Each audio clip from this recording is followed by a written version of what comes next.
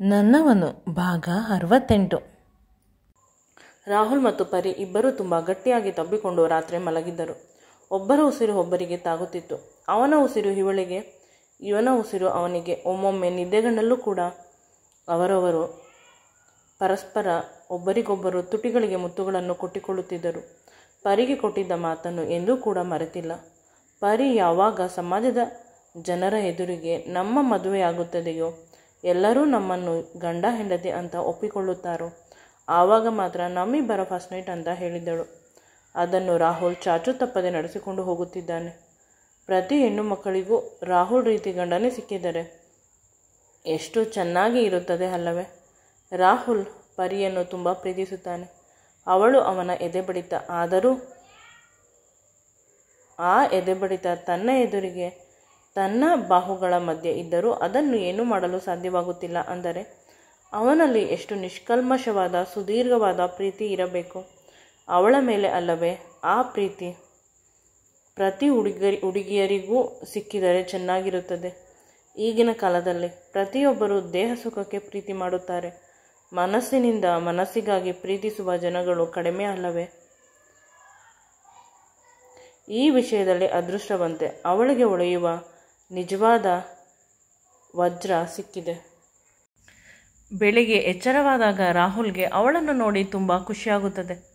ರಾತ್ರಿ ಜಗಳ ಆಡಿದ್ದು ನೋಡಿ ಇನ್ನೆಂದೂ ಕೂಡ ಅವಳು ನನ್ನ ಹತ್ತಿರ ಬರುವುದಿಲ್ಲವೇನೋ ಅಂತ ಭಯವಾಗಿತ್ತು. ಈಗ ಪರವಾಗಿಲ್ಲ, ಸಂಪೂರ್ಣವಾಗಿ ಸರಿ ಹೋಗಿದ್ದಾಳೆ. ಇನ್ನೆಂದೂ ಕೂಡ ನಾನು ಅವಳಿಗೆ ಬೇಸರವಾಗುವ ರೀತಿ ಮಾಡಬಾರದು. ಮೊದಲು ನಾನು ಚೆನ್ನಾಗಿ ಇದ್ದರೆ ಅವಳಿಗೆ ಖುಷಿಯಾಗುತ್ತದೆ. ಅವಳು ನನ್ನನ್ನು ಯಾವಾಗಲೂ ಖುಷಿಯಾಗಿ ಇರಲು ಬಯಸುತ್ತಾಳೆ ಅಲ್ಲವೇ? ಅವಳ ಖುಷಿ ನನ್ನ ಖುಷಿಯಲ್ಲಿ, ನನ್ನ ಖುಷಿ ಅವಳ ಖುಷಿಯಲ್ಲಿ ಇದೆ. ಇಂದು ಅವಳಿಗೆ ಏನಾದರೂ ಸರ್ಪ್ರೈಸ್ ಕೊಡಬೇಕು. ಮೊದಲ ಆಫೀಸ್ಗೆ ಹೋಗಿ ಆಫೀಸ್ನ ಕೆಲಸವನ್ನು ಮುಗಿಸಬೇಕು. ಈ ವಿರಾಟ್ ತುಂಬ ಪ್ರಾಬ್ಲಮ್ ಮಾಡುತ್ತಿದ್ದಾನೆ. ಅವನೇನಾದರೂ ಫಸ್ಟ್ ಬಂದರೆ ನನಗೆ ತುಂಬ ಸಮಸ್ಯೆ ಆಗುತ್ತದೆ. ಪರಿಗೆ ಹೇಳಿದರೆ ಅವಳು ನನ್ನನ್ನು ಆಫೀಸ್ಗೆ ಹೋಗಲು ಬಿಡುವುದಿಲ್ಲ. ಅವಳು ನನ್ನ ಜೊತೆ ಬರುತ್ತಾಳೆ ರೆಡಿಯಾಗಿ. ಬೇಡ, ಅವಳು ರೆಸ್ಟ್ ಮಾಡಲಿ, ನಾನು ಹೋಗುತ್ತೇನೆ ಸಾಕು ಅಂತ ಪರಿ ಗಟ್ಟಿಯಾಗಿ ಅವನ ಕೈಯನ್ನು ಕೈಯನ್ನು ಬಿಡಿಸಿಕೊಳ್ಳಲು ಹೋಗುತ್ತಾನೆ. ಆದರೆ ಅವಳು ಬಿಡುವುದಿಲ್ಲ. ಪದೇ ಪದೇ ಅವನ ಕೈಯನ್ನು ಗಟ್ಟಿಯಾಗಿ ಹಿಡಿದುಕೊಳ್ಳಲು ಪ್ರಯತ್ನಿಸುತ್ತಿರುತ್ತಾಳೆ. ಯಾವುದೇ ಕಾರಣಕ್ಕೂ ಅವನಿಂದ ದೂರವಿರಲು ಇಷ್ಟಪಡುವುದಿಲ್ಲ. ಅವನು ಎಷ್ಟು ದೂರ ಹೋದರೂ ಅವನನ್ನು ಇನ್ನೂ ಹತ್ತಿರ ಎಳೆದುಕೊಳ್ಳುತ್ತಾಳೆ. ಕೊನೆಗೆ ರಾಹುಲ್ ಆಯತಪ್ಪಿ ಅವಳ ಮೇಲೆ ಬೀಳುತ್ತಾನೆ. ಅವಳಿಗೂ ಎಚ್ಚರವಾಗುತ್ತದೆ. ಇಬ್ಬರು ತುಂಬ ಸಮಯದವರೆಗೆ ಒಬ್ಬರ ಮುಖವನ್ನು ಒಬ್ಬರು ನೋಡುತ್ತಾರೆ.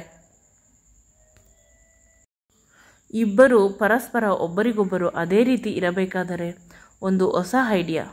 ಇವತ್ತು ನಾನು ನಿಮಗೆ ಹೊಸದನ್ನು ಮಾಡುತ್ತೇನೆ ಅಂತ ಪರಿ ಹೇಳಿದಾಗ ರಾಹುಲ್ಗೆ ಖುಷಿಯಾಗುತ್ತದೆ. ನಿಜವಾಗಲೂ ನೀನು ಒಪ್ಪಿಕೊಂಡಿದ್ದೀಯ ಚಿನ್ನ, ನನ್ನ ಜೊತೆ ಹೊಂದಾಗಲು? ಐ ಲವ್ ಯು ಅಂತ ಅವನು ಅವಳಿಗೆ ಮುತ್ತನ್ನು ಕೊಡುತ್ತಾನೆ. ಫ್ರೆಶ್ ಆಗಿ ಬರಲ್ಲ, ತುಂಬ ವಾಸನೆ ಹೊಡೆಯುತ್ತಿದ್ದೇನೆ, ನಿನಗೆ ಮುತ್ತನ್ನು ಕೊಡಬೇಕು, ಲಿಪ್ ಕಿಸ್ ಅಂತ ಅವನು ಬಾತ್ರೂಮ್ಗೆ ಹೋಗುತ್ತಿರುತ್ತಾನೆ. ಪರಿ ಅವನ ಕೈಯನ್ನು ಹಿಡಿದುಕೊಳ್ಳುತ್ತಾಳೆ ಹಾಗೂ ಹೇಳುತ್ತಾಳೆ, ಸದಾಶಿವನಿಗೆ ಅದೇ ಅಂತೆ ಧ್ಯಾನ.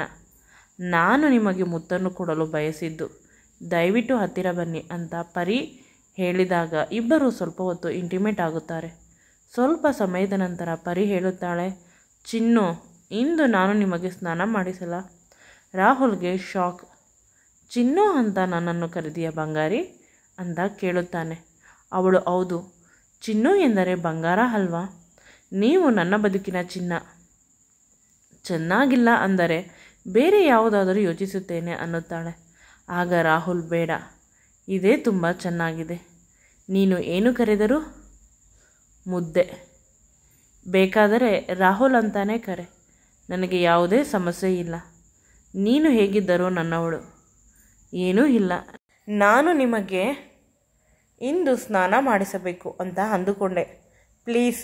ರಾಹುಲ್ ಜೋರಾಗಿ ನಗುತ್ತಾನೆ. ಪರಿಗೆ ನಾಚಿಕೆ ಆಗುತ್ತದೆ. ನಾನು ಕೇಳಬಾರದ ವಿಷಯವನ್ನು ನಿಮ್ಮ ಹತ್ತಿರ ಕೇಳಿದೆ ಅಂತ ಬೇಸರ ಮಾಡಿಕೊಳ್ಳುತ್ತಿದ್ದೀರಾ ಅಥವಾ ಆಸೆ ಮಾಡುತ್ತಿದ್ದೀರಾ? ಪ್ರತಿ ಹೆಂಡತಿಗೂ ಆಸೆ ಇರುತ್ತದೆ ಅಲ್ಲವೇ? ಗಂಡನಿಗೆ ಸ್ನಾನ ಮಾಡಿಸಬೇಕು, ಮೈ ಉಜ್ಜಬೇಕು, ತಲೆ ಉಜ್ಜಬೇಕು, ಇಬ್ಬರು ಒದ್ದೆ ಆಗಬೇಕು. ಆ ನೀರಲ್ಲಿ ಎಲ್ಲಕ್ಕಿಂತ ಹೆಚ್ಚಾಗಿ ನಿಮ್ಮ ಕೂದಲು ತುಂಬ ರಫ್ ಇದೆ, ಅದಕ್ಕೆ ಎಣ್ಣೆಯಿಂದ ಚೆನ್ನಾಗಿ ಮಸಾಜ್ ಮಾಡಬೇಕು. ನನ್ನ ಅಜ್ಜಿ ಹಳ್ಳಿಯಿಂದ ಕಳಿಸಿದ್ದ ಎಣ್ಣೆ ಇದು, ರಾಹುಲ್ಗೆ ಕೊಡು ಅಂತ. ನಾನು ನಿಮಗೆ ಕೊಟ್ಟಿಲ್ಲ, ಏಕೆಂದರೆ ನಾನೇ ನನ್ನ ಕೈಯಾರ ನಿಮ್ಮ ತಲೆಗೆ ಮಸಾಜ್ ಮಾಡಬೇಕು. ಆ ಸಂದರ್ಭದಲ್ಲಿ ಅಲ್ಪ ಸ್ವಲ್ಪ ಮಸಾಜ್ ಆಗುತ್ತದೆ ಅಲ್ಲವೇ ಅಂತ ಪರಿ ಹೇಳಿದಾಗ, ರಾಹುಲ್ ಅದು ಹಾಗಲ್ಲ, ನೀನು ನನ್ನನ್ನು ಸ್ನಾನ ಮಾಡಿಸಬೇಕಾದರೆ ಪರ್ಮಿಷನ್ ಕೇಳಿದೆ ಅಲ್ಲ, ಅದಕ್ಕೆ ನಗು ಬಂತು. ನಾನು ನಿನಗೆ ತಾಳಿ ಕಟ್ಟಿದ್ದೇನೆ, ನನ್ನದೆಲ್ಲವೂ ನಿನ್ನದೇ. ಅಧಿಕಾರದಿಂದ ಹಕ್ಕು ಚಲಾಯಿಸಬೇಕು ಹೊರತು ನಾವು ನಿಮ್ಮನ್ನು ಮುಟ್ಟಲ, ಮುದ್ದು ಕೊಡಲ, ಸ್ನಾನ ಮಾಡಿಸಲ. ಈ ರೀತಿಯ ಮಾತನ್ನು ಆಡಿದರೆ ನಿನ್ನ ಅಮಾಯಕತ್ವದ ಬಗ್ಗೆ ನಗು ಬರುವುದಿಲ್ಲವೇ? ನಿನ್ನ ಸ್ಪರ್ಶ ನನಗೆ 1000 ಬಾರಿ ರೊಮ್ಯಾನ್ಸ್ ಮಾಡಿದಷ್ಟು ಖುಷಿ ನೀಡುತ್ತದೆ. ಅಂದ ಮೇಲೆ ನೀನು ನನಗೆ ಸ್ನಾನ ಮಾಡಿಸುತ್ತೇನೆ ಅಂದರೆ ಎಷ್ಟು ಬಾರಿ ನನ್ನನ್ನು ಮುಟ್ಟುವುದಿಲ್ಲ? ನಾನು ರೆಡಿ, ಏನು ಬೇಕಾದರೂ ನನ್ನನ್ನು ಮಾಡಿಕೊ, ಆದರೆ ನಿನಗೆ ಸಮಯ ಕೊಡುವುದು ಕೇವಲ 1 ಅವರ್ ಅಷ್ಟೇ. ಆಫೀಸ್ಗೆ ಹೋಗಬೇಕು. ನಿನ್ನೆ ರಾತ್ರಿ ಹೇಳಿದ್ದೆ ಅಲ್ವಾ, ತುಂಬ ಪ್ರಾಜೆಕ್ಟ್ ಪೆಂಡಿಂಗ್ ಇದೆ ಅಂತ. ಈ ವಿಡಿಯೋ ನಿಮಗೆ ಇಷ್ಟವಾಗಿದ್ದಲ್ಲಿ ನನ್ನ ಚಾನಲನ್ನು ಲೈಕ್ ಮಾಡಿ, ಶೇರ್ ಮಾಡಿ ಮತ್ತು ಸಬ್ಸ್ಕ್ರೈಬ್ ಮಾಡಿ. Thank you.